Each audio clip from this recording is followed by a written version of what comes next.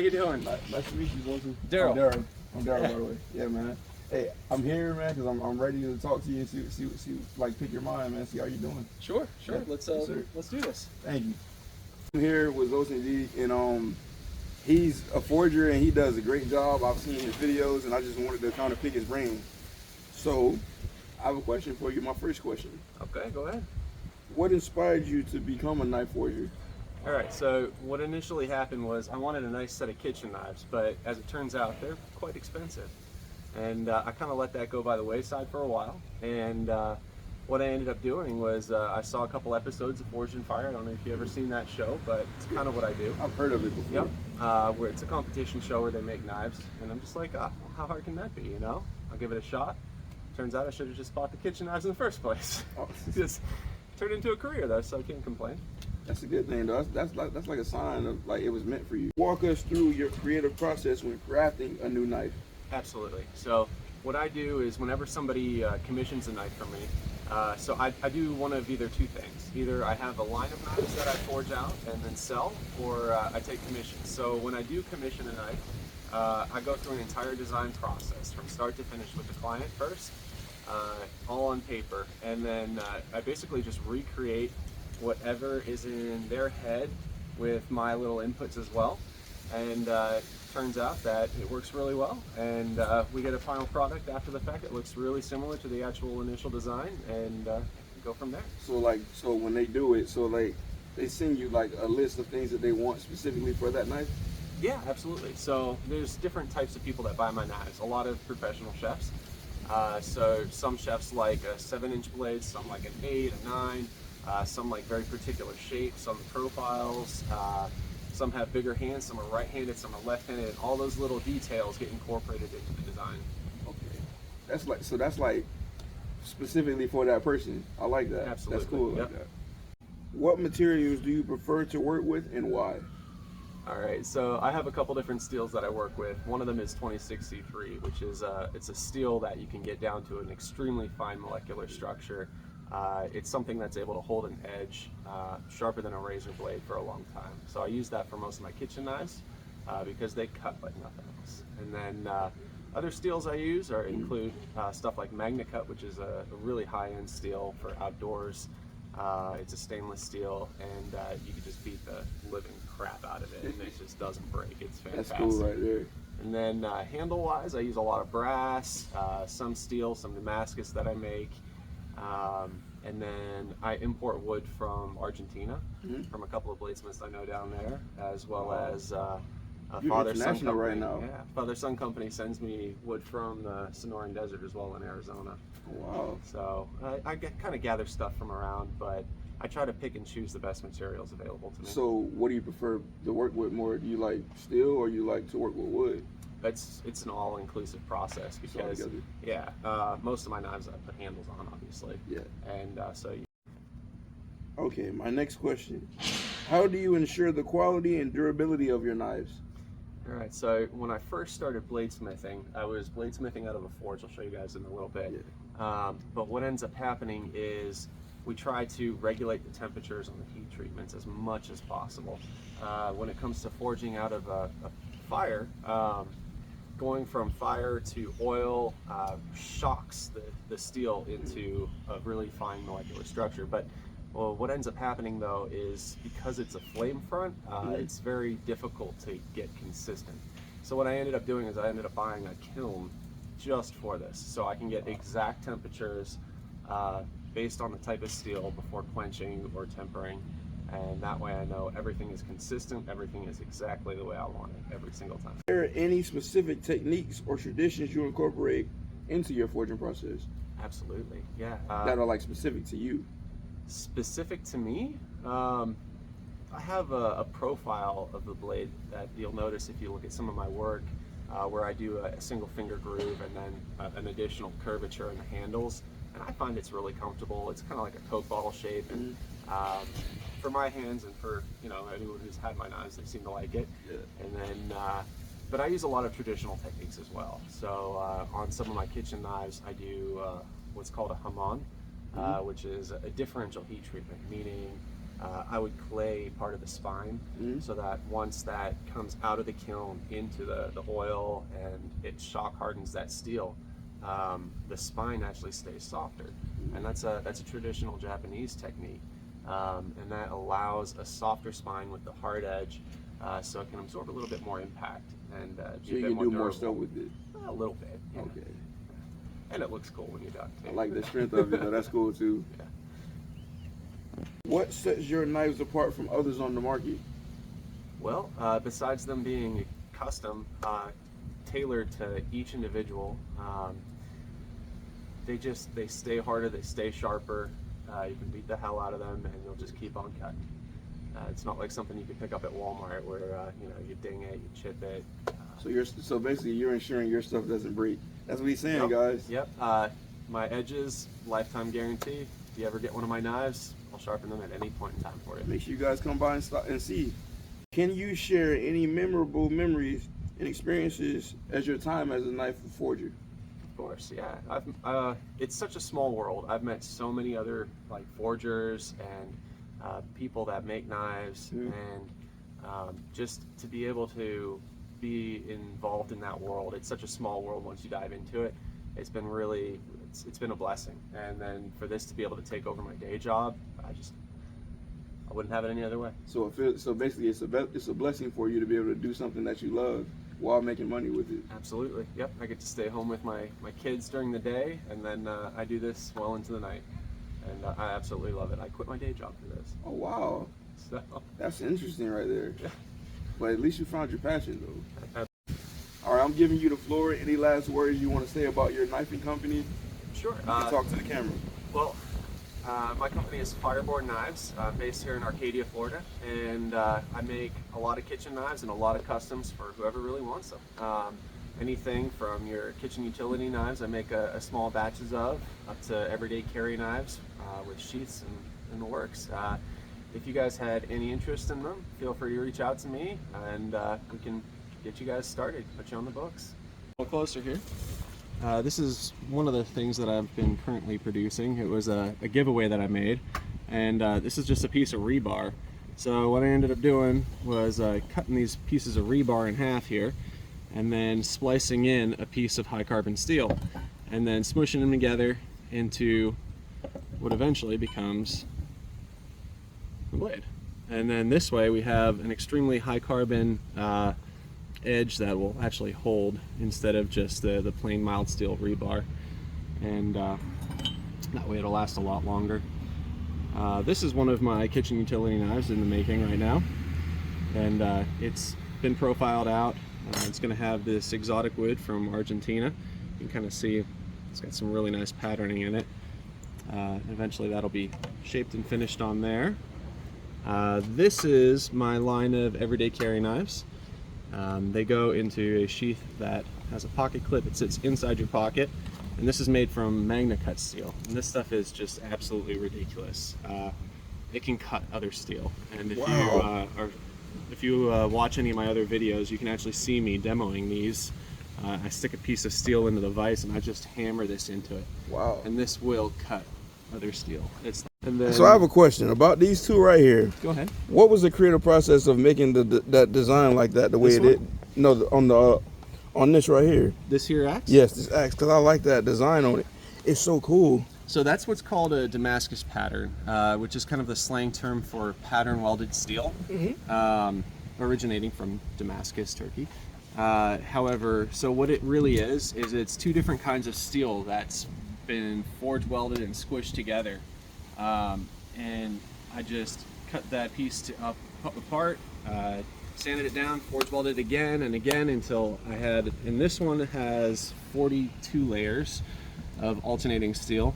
And then once that's all one solid billet, squish it together, shape it, and pretty much clean it up. And once I dip this into an acid, it brings out the color and the difference. So you can see the darker color is actually the high carbon 1084 steel, and then the lighter color is, it's a high carbon steel as well, but it has a higher nickel content in it, so it doesn't etch as easily. Zoltan Deak, any last words from today, from our experience? Well, I'm glad you guys came out, checked out some of what I do. I really appreciate you doing this interview and filming and checking out some of my current work. And any little exposure helps. So if you guys like, comment, share, it really helps me out regardless. And thanks for coming out, man. Good talk with you. Yeah. Yes, sir. Thank you. Of course. Break it down.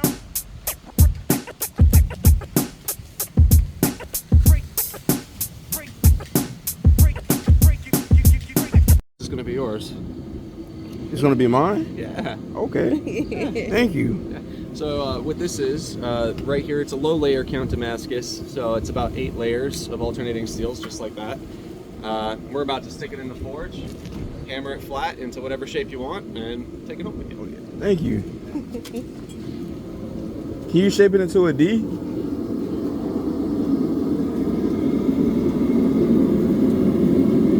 It's just gonna take a few minutes to heat up, though. Look at that heat. Don't burn the phone up. You can come from over here. We usually have this fan running, and then if you give it a minute, it'll actually really heat up and everything will start to boil.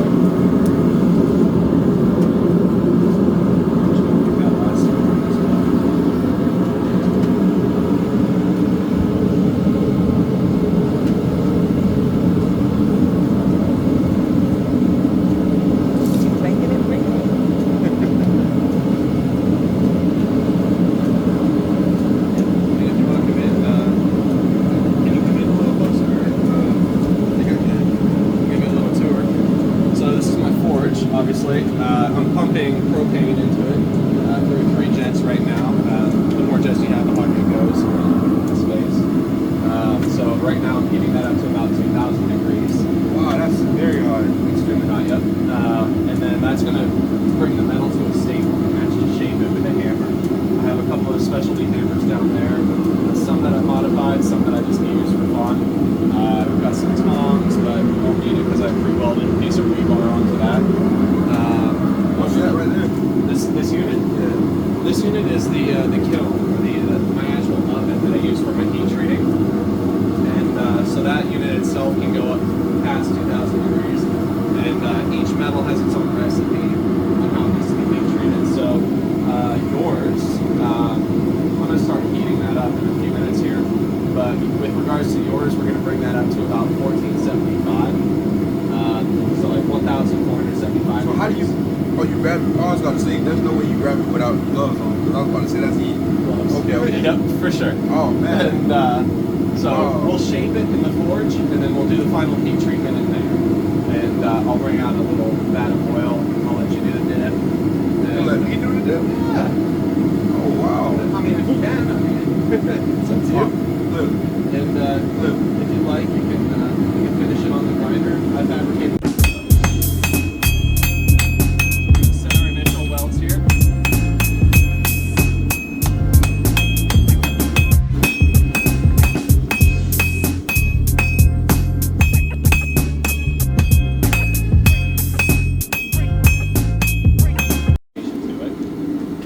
I welded on a couple of trailer hitches and some dies.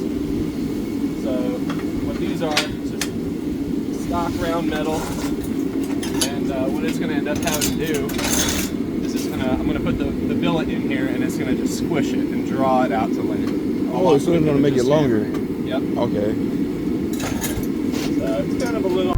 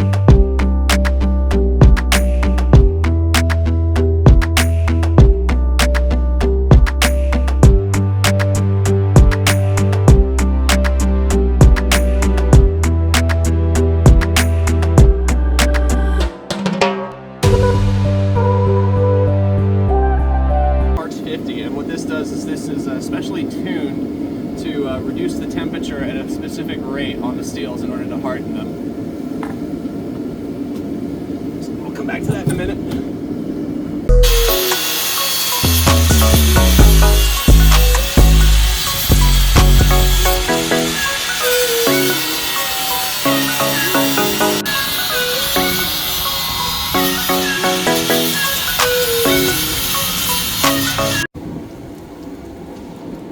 My mom This is is helping imperative him. to get the pattern to show through. So because it is a Damascus letter, normally I wouldn't even heat treat this because it's not a knife. It doesn't really matter. But I want to get these patterns to show through for you. So this is going to help it. See? So this is a special oil in there, and it pulls the metal at a specific rate. So what you're going to do? Come on over. Mm-hmm. You okay? Yeah. Alright, so we have, kind of see how they're different colors? Yeah. We want to try to make them like an even color. Remember, make sure you squeeze tight. So you don't even have to squeeze that tight, but I'm going to cook it a little bit there, and then when I bring it back out to where I had it, I'm going to give you the tongs, and on go, you're going to pull it out, and pretty quickly dip it in there, and then just kind of jiggle it under the fluid.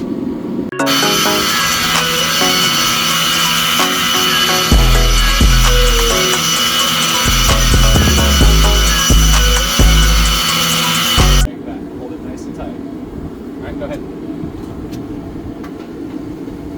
Keep it under the. There you go.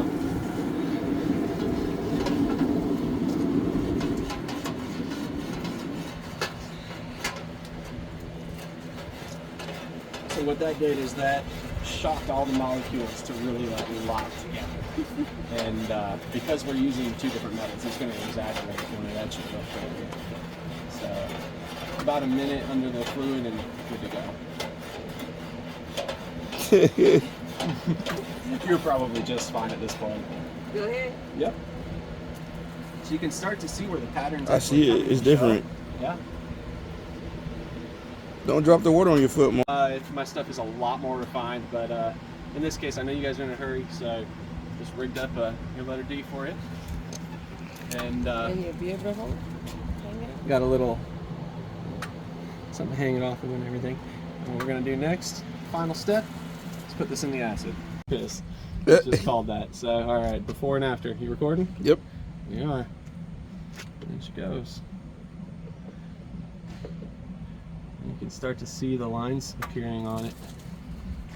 Almost right away. Oh, he was twisting. From when we were twisting it.